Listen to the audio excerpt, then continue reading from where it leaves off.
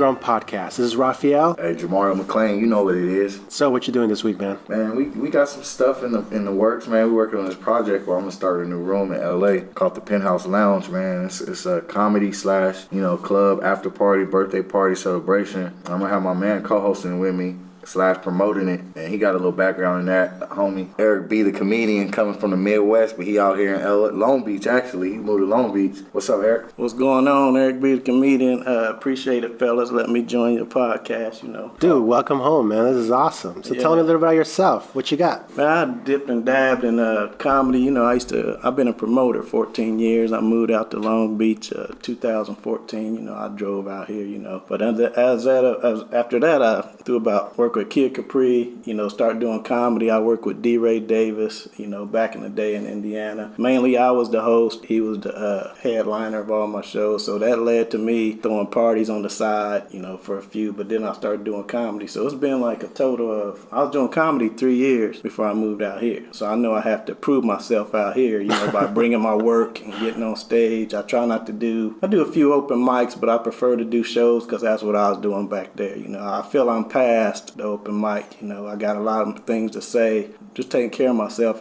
Family's not here back in Indiana, but Midwest. Some of the funniest comedians came from Midwest. Steve Harvey, Arsenio. Mike Epps. Bernie Mac, Cedric. All the funny ones. I want to be part of that. Well, I love that you're starting the fire down here in South California. Jamario, man, he's got some pretty awesome gigs going around. Yeah, I met Eric actually downtown Long Beach at Harvell's. They do a show there every Tuesday. Oh yeah, that's right. Comedy burlesque. I didn't know him because he moved out here.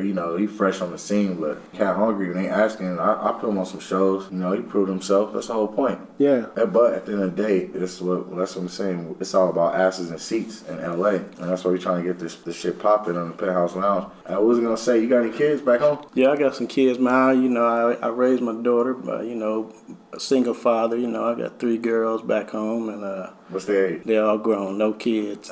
Working, school. They grown. In school, yeah. So they like 23, 24. You already raised them. So. Hey, see, black don't crack, dogs. I don't even think he had 20-year-olds walking on this earth. My goal is to meet whatever I'm doing out here, get my family out here. I got a sister in Atlanta. She at Arthur. Another sister in Indianapolis. So my kids back in Indiana. Yeah. That's where but you basically was raised out in Naptown, right? Around Annapolis area. So I did shows in the surrounding cities, Marion, Kokomo, mainly wherever, Lafayette. Do a couple parties. Any shows in Cincy or Memphis? No, I didn't go that far. I stayed in my area because I had to put food. I was raising a kid and doing all this. So they say that's where the growth happens, is out your comfort zone. Yeah.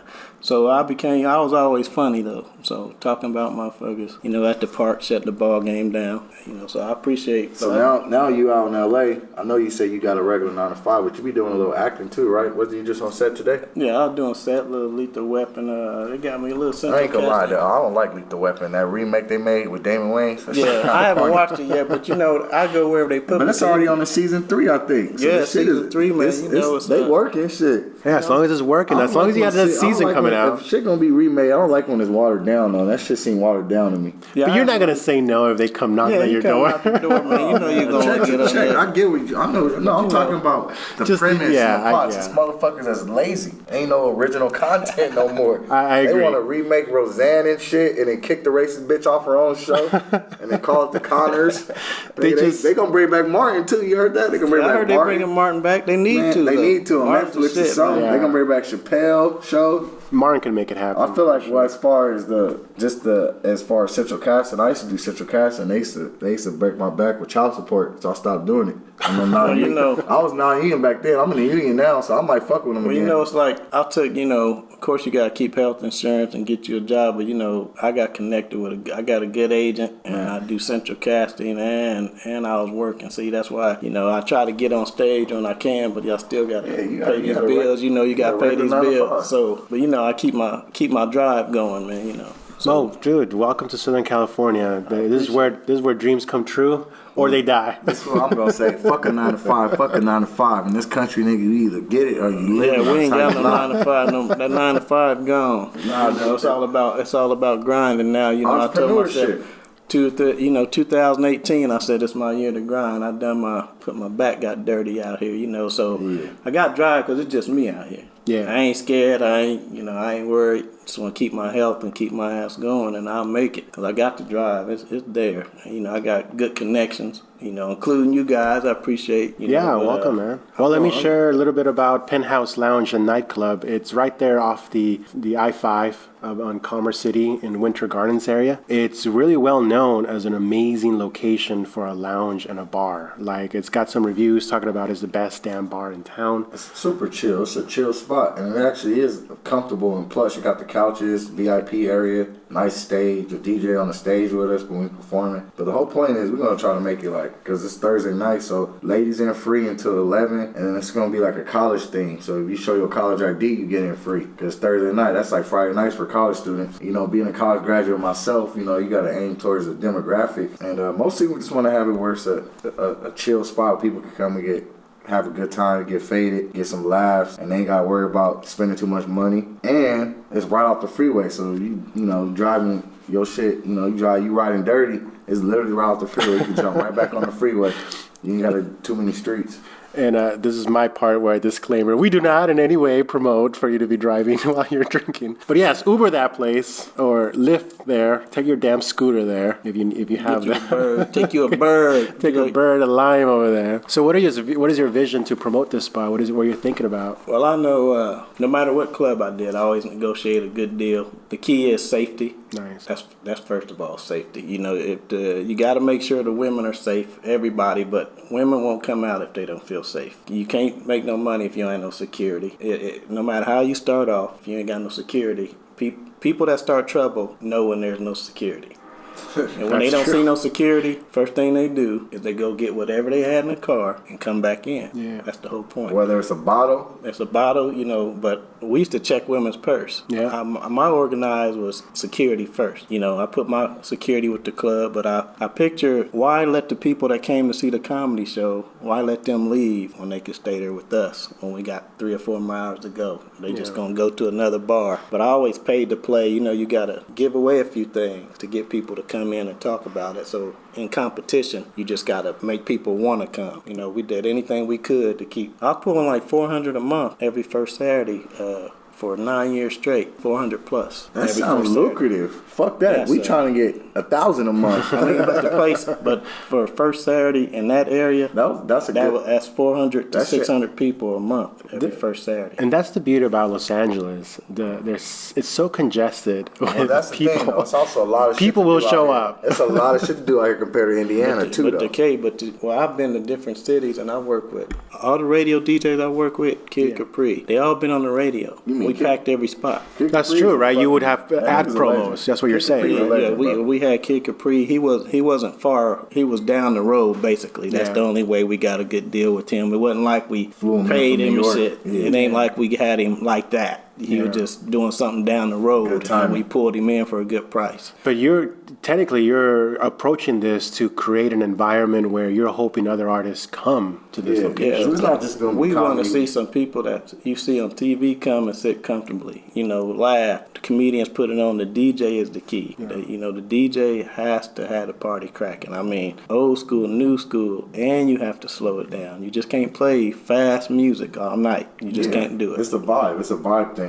But like I said, that's the DJ actually plugged us with the spot. Mm-hmm. He's a professional DJ, but even then, he takes care of cats if you give him the right direction. If you give him a whole free format, he gonna go off, do his own shit. But if you tell him like we want to play this, he gonna stick to the script. There's something really awesome about the location you guys are targeting, which is going to be epic in regards to the comedy show you're thinking about. Yeah, because Cal State LA is right up the street. Yeah. ELAC, it's a lot of little colleges, promote right there. What were you going to say? Well, this place is known for being very Spanish-oriented. So they have a lot of cumbias, reggaeton. Banda, yeah. So you coming in to provide like that night being a comedy show, top 40, something different. Hip-hop, top 40. Yeah, exactly. I think they're going to appreciate that because they already have something available to them that's really popular. Mm-hmm. So you coming in with something that gives them a different perspective or something new, I think they'll appreciate that at that location. That's pretty awesome, man. Yeah. So this location, as we know, is Penthouse Lounge. You're going to hear it in our show once in a while. Jamario's definitely going to be promoting it. We starting off once a month, but it may turn into bi-weekly. And if it gets really popping, we could do it weekly. So we're excited in sharing with you guys not only something that a project that Jamario is looking into, but our guest. You say you've seen the game change a lot. So what is it that you're preparing, or how you're preparing yourself for this particular project? Well, I noticed even being from Midwest, I've been to clubs because I would hang out. I roll solo a lot. And I'm at a lot of places. So I just don't work and no play. I go mingle. Like I might be in Bellflower, I might be in Lakewood, or I might be at the skating rink. But these are all people that want to come out, that's asking me what's going on. So I met with a few clubs around Long Beach, Harvell's, Cuban Pete's. They let me do a lip sync competition over there. Oh, nice. And they negotiated, and they, old school DJ, because everybody's doing karaoke. So lip sync's much easier. It's the new thing, actually. And that's why I was saying, if we lock down something on a weekly basis, you can do something outside of comedy with poetry. You can do comedy, poetry, lip sync. That way, when they come in, they know they're getting a comedy show or poetry or lip sync, and then we always gave away first prize winner. That is something that I've noticed, is that the shows that you've been talking about, you have giveaways for the fans that come out or for the people that are coming out. So if someone shows up just because they're trying to kick it and they have this opportunity to win something, that makes it even more enjoyable. Yeah, and plus, we always gave away 3 prizes. If people notice, a prize is cheaper than a gift. So I would get 3 prizes that I would pay for myself. Whether it's gift cards, It's anywhere from a gas card to a greatest hit CD to a lounge chair. Bar tab is pretty dope. But I have given away $25 bar tab. If you got somebody doing lip sync and they came in with $10 and they won $50, they made $40 just by acting silly. No, see, the lip sync shit, I know, I get it. The lip sync battle. The lip sync and the poetry. When people was telling me lip sync poetry won't work, packed. Yeah, and I did that at a club that wasn't getting nobody in there until I started. And then I was pulling 100 plus on Friday, when they was only getting like 20 people every Friday. Mm-hmm. That was at Cuban Pete's? No, that was in Indiana. But I did the lip sync. Cuban Pete's seen one of my flyers. Yeah. And he said, I want to try this lip sync. And they offered to pay the first prize of $75. They threw that in with me. And they made the flyers. They gave me the door. That's important. And they gave me the door, and it wasn't no problem. I never paid club rent. So just to share with our audience a little bit, he was talking about Cuban Pete's. Back when it used to be open, Cuban Pete's was a 2-floor location. They had Spanish floor for top 40 and also top 40 music. That's what he was referring to. And Harvell's is a very well-known area in Long Beach here on Broadway. I love it because they have really awesome cabaret shows, but that's what he was talking about, that he's actually worked with them as well. So I love that you're setting your footprint here in Long Beach. Keep it up. We need more of that. The thing about Long Beach, from my perspective, as an artist, I'm a visual artist, there's always awesome, strong community towards artists that have gallery shows. But when it comes to musicians, it's a little on the low side. Only certain locations have really awesome music venues. There's Alex Bar on Anaheim Street. There's Federal Bar, the lounges downstairs. There's some live music at the Goodfoot. There's also certain areas here in Long Beach that also has live music, like 4th and Vine on 4th Street. But when it comes to comedy shows, it's just peppered. Jamario has hosted a few of them. It's random. We do have the Laugh Factory here at the Pike. The Mecca, but everybody's always underground shows that people don't know about, like Harvell's. Mm-hmm. I used to do one at the Blue Cafe. That's under Cuban Pete's. Yeah. You ever heard of Blue Cafe? I have not been there. I used to do shows down there. It's like an underground spot. And the owner, I think he sold. That's right. I used to watch people go down there. I never checked it out. So what happened to it? Did they shut it down, or? Oh man, I just know it's a new spot off of Pine, and I might be doing shows at. But the one in the corner. I don't want to, jinx myself because it's not in the works yet, like the Penthouse Lounge is. Well, I love the fact that you guys have this project coming out at the Penthouse Lounge. I think it's going to happen with Jamario on board. It's going to sound awesome. Would love to hear a little bit about stuff that hasn't worked for you. Like, what is your nightmare condition? Like, what happened where you felt like, oh my God, I learned from this. I can't let this ever happen again. Motherfuckers stealing. The worst thing, first of all, I know I always had a great DJ. Sometimes you run into competition. Even though you're throwing a good event, you might have somebody across town that's throwing a good event that they know people too. So Same the night. crowd gets split. Yeah. So Oh, I see what you're saying. yeah, so that's not good. And then I really haven't had any success on nothing but Saturdays. So when I would negotiate, Saturday had to be, because, everybody wants to be happy. And the only night everybody can be happy is on Saturday, where everybody, Friday nights, I figured it out. Friday nights is family night. Saturday night, everybody want to go out. No matter where you work. Yeah. If you're a family, you're going to go home you're going to do something with your family on Friday. You're not really trying to come to what I'm doing. Now, Saturday is your free night to where everybody, any race, they want to go out, if they go out. So people will try to get me to do stuff on Sundays with work, but mediocre. Any other day, no matter what city, even here, people work. So it's not going to turn out. That's why you don't put it over budget during the week. Now, the thing we're trying to do, there's a right budget for it to be able to let it turn out. Even though it's a Thursday night, so it's going against what you just said.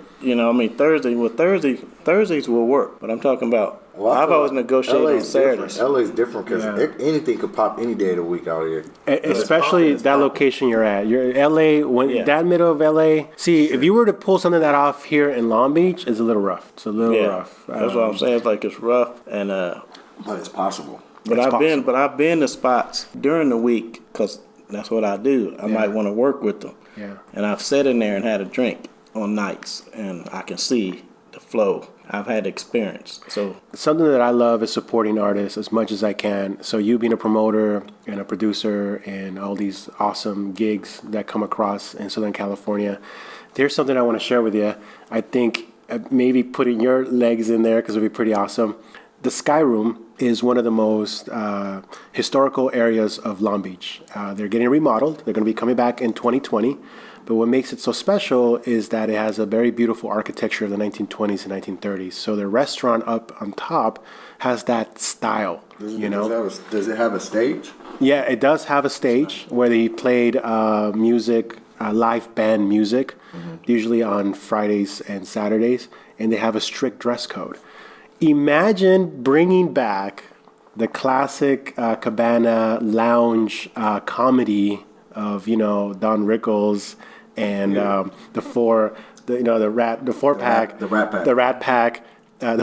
Rat Pack at the Sky Room. Yeah. So if you by any miracle get a hold of those managers, because it's not till 2020, but possible. Get in there, brother. If you can get in there and make it happen. That would be awesome, dude. So I want to share that with you. I actually went on a date at the Sky Lounge, sat at the top, right in the corner. Sky Room or Sky Lounge? So the Sky Room is the restaurant. The lounge is right above it. Yep. So the lounge, I was upstairs on the top, looking over the city. So beautiful, right? It's beautiful, man. I used to go there every Thursday. And you had to dress up with me and the lady dressed up. We went and ate. It was nice. Yeah, very beautiful. I want to give a shout out to the Sky Room manager, Pierre. He was such an awesome cat. He's in San Francisco now, managing the Sky Room down there. But he's an awesome guy. And of course, Louis, he used to do all my drinks every Thursday. I need to locate where that bastard is because he's somewhere in Long Beach. He was on first name basis with all his employees. Hey, man. You was tipping them motherfuckers good. I love my city, man. When it comes to my city, I go around. So that's pretty awesome. Hey, thank you so much for coming to Homegrown-Podcast. Anything you want to share with us? Hey, I appreciate it. I just want to set my own path and work with good people like you and Jamario. He been kind of one of the few, reaching out to me. So I appreciate it. I'm just trying to keep it moving, keep the pace going. And, I'm having a good little change up right now, getting a lot of TV work. And, my agent sends me on a lot of auditions. I ain't hit one yet, but I will. I'm just trying to stay busy. And I know the best way to get us out there to be involved with this situation in LA. I know I got the drive to do it. It might sound like it takes a lot to make it happen, but all it takes is teamwork.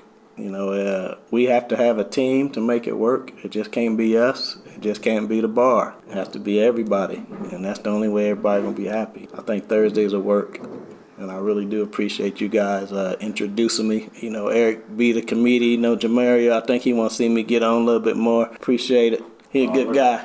Good guy. I appreciate you too, man. Yeah, for sure, man. You did a good job on this podcast, man. Thanks, man. No, it's just taking off, man. We just in the beginning process, but appreciate you coming out, Eric B. You gonna get sued for that name though. You already know that. It's gonna be that's on my birth. That's on my birth certificate, folks. That's gonna be a cease and desist Eric letter. B, the comedian, even say that shit on my birth certificate. All right, I got man. the whole word on it. Well, we're gonna end the podcast playing "Paid in Full" by Eric B and Rakim. All right, one love, man. Appreciate y'all supporting Homegrown Podcast with Jamar McClain And Raphael Anthony, peace.